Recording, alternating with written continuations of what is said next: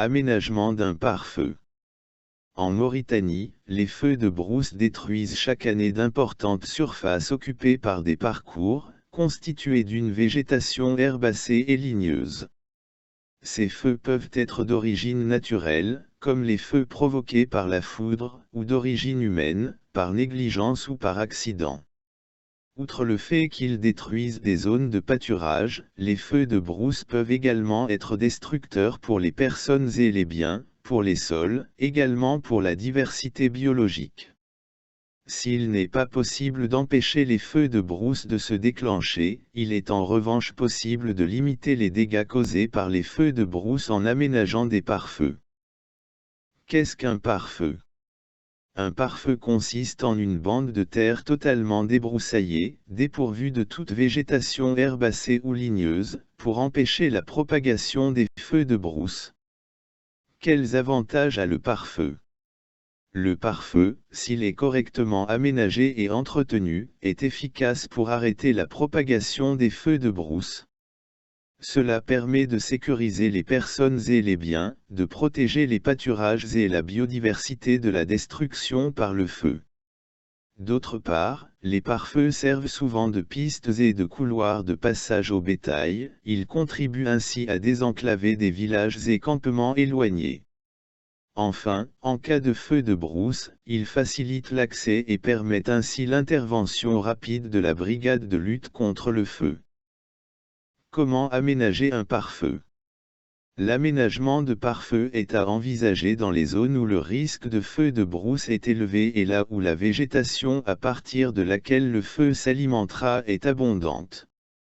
Les pare-feux peuvent être aménagés selon 3 techniques. La première est le pare-feu manuel, où le travail est effectué à la main, avec des outils, en s'aidant éventuellement d'animaux tractant des traîneaux abattis en bois ou métalliques, ou constitués de branches. La deuxième technique est le pare-feu mécanique, qui utilise des engins, comme la lame niveleuse. Le troisième est le pare-feu par incinération, dans lequel les bordures des pare-feux sont désherbées puis l'intérieur est brûlé sous surveillance.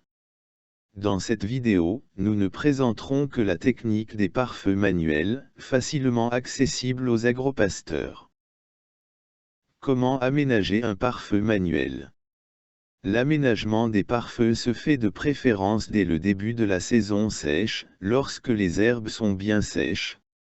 La première étape va consister à réunir le matériel nécessaire.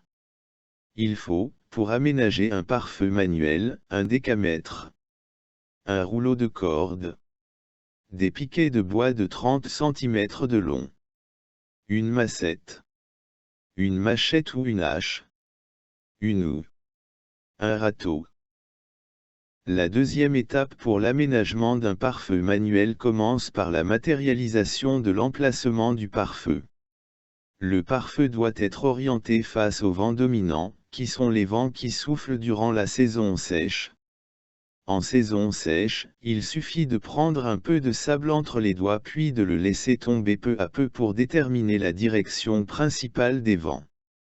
Dès lors que l'on a déterminé la direction des vents dominants, on matérialise, avec les piquets que l'on enfonce à l'aide de la massette, un premier alignement.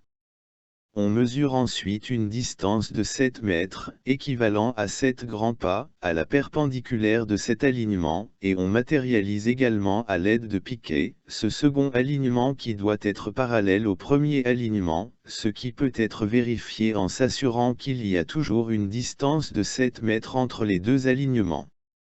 En reliant les piquets de chaque alignement avec la corde, on détermine l'emprise du pare-feu. Les pare-feux sont éloignés les uns des autres d'au moins 2 à 3 km. L'emplacement du pare-feu étant matérialisé, la troisième étape va porter sur les travaux de débroussaillage. On supprimera en premier lieu la végétation ligneuse.